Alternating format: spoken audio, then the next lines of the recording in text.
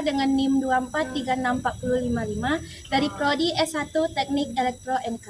Di sini saya akan membahas tentang vektor dan studi kasus nyata di kehidupan teknik elektro. Sebelum kita masuk apa itu vektor, saya akan membahas latar belakang terlebih dahulu. Di teknik elektro, sangat erat kaitannya dengan besaran yang memiliki besar dan arah. Banyak fenomena kelistrikan dinyatakan dalam bentuk vektor. Contohnya, medan listrik, medan magnet, arus, dan tegangan AC. Pemahaman vektor menjadi dasar penting untuk mata kuliah lanjutan. Oleh karena itu, vektor perlu dipahami secara konsep dan penerapan. Apa itu vektor? Vektor adalah besaran yang memiliki besar dan arah, digambarkan dengan anak panah. Berbeda dengan skalar yang hanya memiliki nilai. Contoh vektor yaitu gaya, kecepatan, medan listrik, dan medan magnet. Nah, perbedaan besaran skalar dan vektor. Besaran skalar hanya memiliki nilai, contohnya massa, waktu, suhu, energi, daya listrik. Kalau vektor hanya memiliki nilai dan arah, contohnya medan listrik, medan magnet, gaya listrik, dan arus listrik. Jenis-jenis vektor. Yang pertama ada vektor 0, besarnya yaitu 0. Yang kedua ada vektor satuan, besarnya sama dengan 1, arah sumbunya X, Y, Z. Yang ketiga ada vektor posisi, yaitu menyatakan posisi titik terhadap titik acuan. Dan yang terakhir yaitu vektor bebas, yaitu dapat dipindahkan sejajar tanpa mengubah makna fisik. Operasi vektor. Yang pertama ada penjumlahan vektor, yang kedua ada pengurangan vektor, yang ketiga ada perkalian vektor dengan skalar, dan yang keempat ada perkalian titik, dan yang terakhir ada perkalian silang. Operasi dasar vektor ini digunakan dalam analisis medan, rangkaian listrik, dan sistem tenaga. Selanjutnya, representasi vektor. Yang pertama ada kartesius, yang kedua ada polar, yang ketiga ada fasor.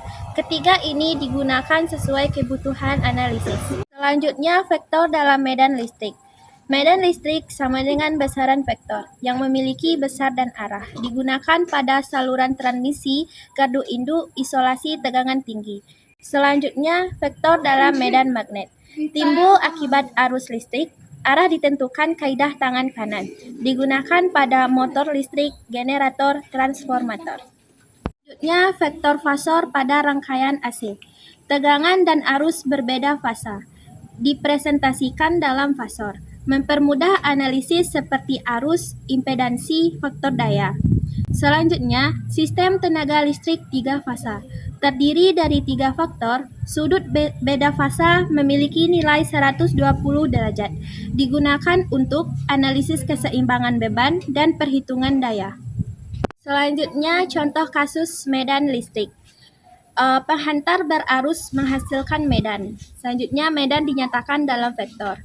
Digunakan untuk menentukan jarak aman, desain isolasi.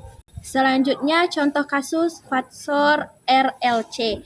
Tegangan RLC berbeda fasa, dijumlahkan secara vektor, mempermudah perhitungan rangkaian AC. Selanjutnya, contoh kasus transformator. Arus AC menuju ke medan magnet. Medan magnet sama dengan vektor flux. Analisis vektor meningkatkan efisiensi trafo. Baik, yang terakhir, kesimpulan. Kesimpulannya, vektor sangat penting dalam teknik elektro. Digunakan pada medan listrik, medan magnet, rangkaian AC, sistem 3 fasa. Pemahaman vektor mempermudah analisis teknik.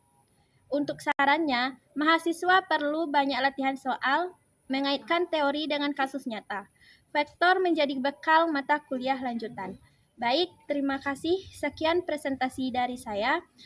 Jika ada kesalahan kata maupun kehilafan mohon dimaafkan. Saya tutup dengan Assalamualaikum warahmatullahi wabarakatuh.